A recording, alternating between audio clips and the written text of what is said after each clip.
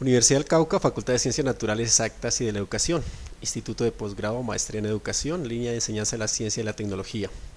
La presente exposición está enmarcada en el Seminario de Emergencia de Datos de la Vida Cotidiana y va a tratar sobre lo que tiene que ver en la presentación del informe final. Son, por supuesto, elaborada esta presentación por los estudiantes de la línea de enseñanza de la ciencia y la tecnología. Básicamente lo que se pretende en esta presentación es dar unas pautas a nivel de forma y de fondo en lo que tiene que ver con el informe final, en aspectos como el título y ajustado por supuesto a las normas APA, que básicamente digamos es las normas que están siendo aceptadas a nivel internacional y que han sido asumidas por situaciones políticas como el TLC. Hay que recordar pues que en Colombia a nivel interno tenemos las normas ICONTEC. Se presenta aquí unas imágenes de cómo debe ser el título, el índice de contenidos, que no entraremos a profundizar, pero que sí queda el material para que lo lean, lo investiguen en el momento en que deseen hacerlo. Ya a nivel de fondo podríamos hablar de la introducción y el planteamiento del problema. Más que leer lo que está escrito, lo que se intenta entender por el problema es que debe tener una claridad, debe estar contextualizado, debe hacer mención a la metodología también dentro de ese planteamiento y también por supuesto la importancia a nivel local, dentro de donde se está desarrollando el proyecto, pues el problema tiene que hacer ilusión porque es importante para la localidad. A nivel de forma debe estar con una redacción clara, que sea entendible por un público que asumimos que no está empapado en la materia, es decir, con un lenguaje sencillo, más no simple. Por supuesto debe dar claridad sobre la problemática, resolver la importancia del mismo para la localidad como he dicho y la temática la cual se desarrollará la investigación. Continuamos también a nivel de forma, cómo debe estar la introducción, los márgenes, como vuelvo insisto, para que ustedes lo examinen posteriormente. Propósito y descripción de los hallazgos. Hay dos elementos importantes en los hallazgos. Primero que todo, un hallazgo es el descubrimiento de un fenómeno que estaba oculto o era desconocido. En este caso es importante resaltar que es un fenómeno social y la investigación es sobre el análisis de fenómenos sociales. Otro elemento importante en el hallazgo es que el propósito de la investigación no es solo incrementar las comprensiones de la vida social por parte del investigador, es decir, la investigación más que para el investigador es para el público en general, ¿sí? En ese sentido debe ser publicada y más ahora con los medios que tenemos para hacer publicación a nivel de la red. ¿Qué se espera del investigador? Pues realmente aquí podríamos hacer alusión a un aspecto que habla en teoría fundada, que tenga sensibilidad, ¿sí? Que tenga sensibilidad tanto en analizar los datos como también de interpretarlos. Esos son dos elementos muy importantes. Estamos haciendo referencias a John Johnson en 1975. Y una vez que se hayan analizado y se hayan interpretado esos datos, pues el siguiente paso es escribir. En ese sentido, hay elementos importantes de práctica para escribir. Entonces, cuando se va a iniciar a escribir, uno debe hacer un bosquejo de lo que quiere escribir, ya sea rayando en papel, haciendo imágenes, es decir, hacer ese ejercicio. Segundo, pensar en el público para quien va a escribir. No es lo mismo escribir para un público académico, de la cual debe ser mucho más pues, elevado, el lenguaje más ajustado académicamente. Pero si es para un público más, digamos, de que no tenga un nivel académico importante, entonces uno tiene que tener en cuenta ese detalle. Tiene que tener una dirección para dónde va a escribir, para dónde va la escritura. Debe ser conciso. Si se da muchas vueltas, pues pierde interés. Algo muy importante sería que debe estar argumentado. No se trata de lo que uno crea, sino realmente que cuando uno habla de algo debe estar sustentado o en ejemplos o en citas bibliográficas. Ejercitarse en escribir, es decir, debe hacerlo constantemente, hacer ensayos, eso hace parte del ejercicio y eso que escriba pues compartirlo con los compañeros para que ellos le den alguna idea y sugerencia. Sería importante, resaltar aquí la importancia de ese trabajo colaborativo para escribir. Defendiendo ilusiones, la lucha de la institución por la supervivencia. En este sentido, digamos, es tratar de ir mirando cómo nosotros cuál es el interés de nuestra investigación, a quién va a respetar de alguna forma las posturas de otras personas. Es muy importante eso. Análisis e interpretación de los resultados. Dar sentido a los datos. Es muy importante que cuando nosotros analicemos los datos, de alguna forma es encontrarle ese sentido, no a nivel plano, no como están escritos, sino intentar ir más allá, imaginarse qué quieren decir ellos desde diferentes perspectivas, desde diferentes posturas. Y para ello pues hay herramientas que nos ayudan a analizar ese sentido de los datos a nivel artesanal, que es utilizando hojas de cuaderno, colores, que básicamente se practicaba en el pasado, aún hoy se practica y es por supuesto válido. Lo que sucede es que es más dispendioso, o a nivel de software, ayuda mucho estas herramientas. Los tiempos del análisis. Una frase muy importante aquí es: la constitución de datos y el análisis son dos operaciones constantes, es decir, uno va analizando y va construyendo de alguna forma teoría, o sea, se analiza, se investiga, pero a la vez se va proponiendo una teoría que luego se va validando. Y para ello, pues el investigador debe dejarse impregnar por esos datos.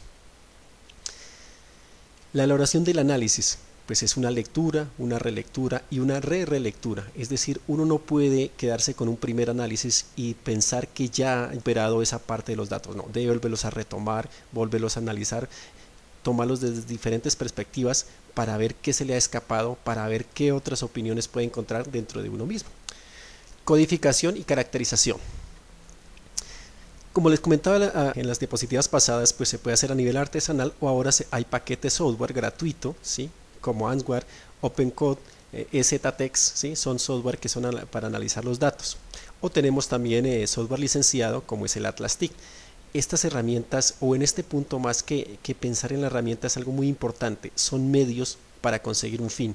Es decir, en el momento del trabajo y en el momento de la sustentación no debe prevalecer la importancia de la herramienta como tal, sino cómo podemos nosotros hacer referencia a ella como una ayuda. Realmente la teoría que se extraiga de los datos depende de nosotros mismos. Análisis e interpretación de los resultados. Pues implica trabajar los datos por medio de organización, se deben organizar, se deben categorizar, clasificar, y algo muy importante, debe existir una constante comparación de ellos, es decir, ir comparando unos datos con otros para ver en qué momento hay relaciones de los mismos. Esa interpretación y explicación se van agrupando en categorías, en integración, en relación, en establecimiento de conexiones de esas categorías, como les estaba comentando. Y es ahí donde empieza a presentarse, o mejor dicho, a tener cabida elementos del investigador, como es la imparcialidad y la objetividad. Imparcialidad tiene que ver con la sensibilidad para afrontar esos datos, y objetividad, pues no ir viciado con algunas posturas, algunas creencias frente a los datos, porque nos pueden desviar de lo que ellos están diciendo en sí. Eso es importante, pues por supuesto, para el análisis y la interpretación de los resultados, que nos encontramos en el texto de Taylor y Botkin. Ese análisis obviamente debe ir consignado, debe estar de la mejor forma que para el investigador se le presente. No hay una receta clara, sino que el investigador se va construyendo su forma y es única. Lo importante es que cuando vaya sacando los resultados realmente estén sustentados en los datos. Una vez se va superando ya el análisis de los datos, pues por supuesto debe uno haber leído la teoría, y esa teoría que la va introduciendo en nuestro proyecto de investigación, pues debe ser referenciada, por supuesto. Como al principio de la presentación le comentaba, estamos trabajando con las normas APA. En este caso las referencias se presentan como está en esta diapositiva. El primer apellido con minúscula, luego viene la coma, viene el nombre con solamente la letra. Si ustedes de pronto examinan las normas Incontec, pues son diferentes. Posteriormente vienen las conclusiones. Aquí hay una referencia a la Real Academia, pero lo importante es entender que las conclusiones es como la parte, ya el extracto de una parte de investigación. Algo muy importante, las conclusiones tienen que estar sustentadas, es decir, el proyecto de investigación debe permitir hacerle seguimiento a una conclusión. Una conclusión es una afirmación, ¿sí? Una idea ya final, pero en el momento en que alguien pretenda leerla, pues debe poder hacer seguimiento a nivel de los datos, a nivel de la codificación que se haga, y si quiere llegar hasta el mismo informante como tal, es decir, para que quede argumentada y sustentada. Se vuelve a retomar las referencias bibliográficas, como le decía, están las normas ICONTEC, pero en este caso son las normas APA, que son a nivel son normas internacionales de la American Psychological Association. Luego viene la parte del resumen.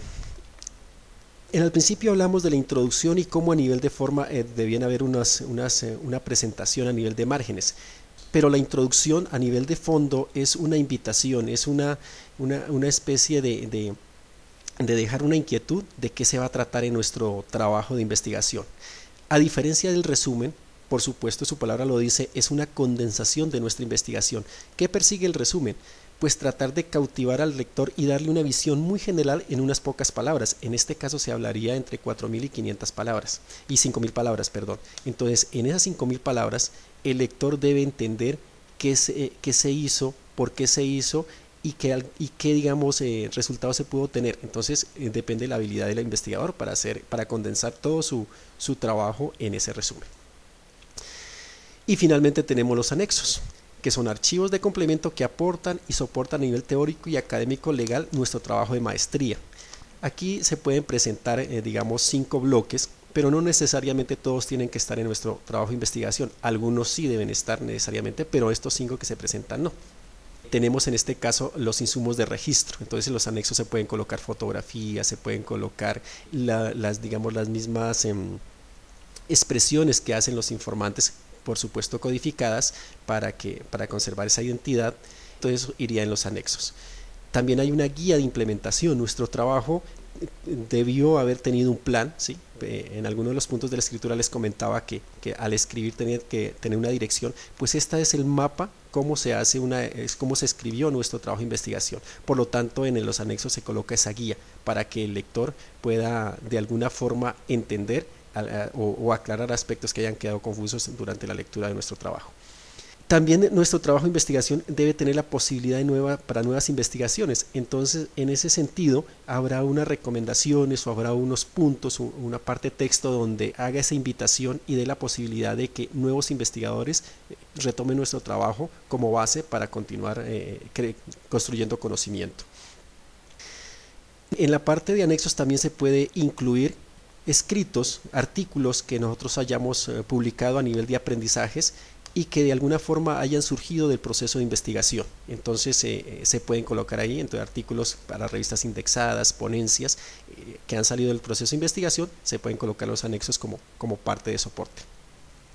Y algo muy importante que no debe faltar, en este caso este aspecto no debe faltar, son los aspectos legales y de autorización, como la carta de autorización de las facultades, decanaturas o consejos académicos que avalan nuestro trabajo, fragmento de decretos, ¿sí? A nivel nacional, en este caso de educación, y cortas autorizaciones de las comunidades. Entonces toca mirar tanto a nivel nacional y general, pero también a nivel de las comunidades que nos han dado la autorización para tal efecto. En síntesis, esta es la forma como se debe presentar a grosso modo un informe final, tanto a nivel de forma como de fondo. Les agradezco su atención.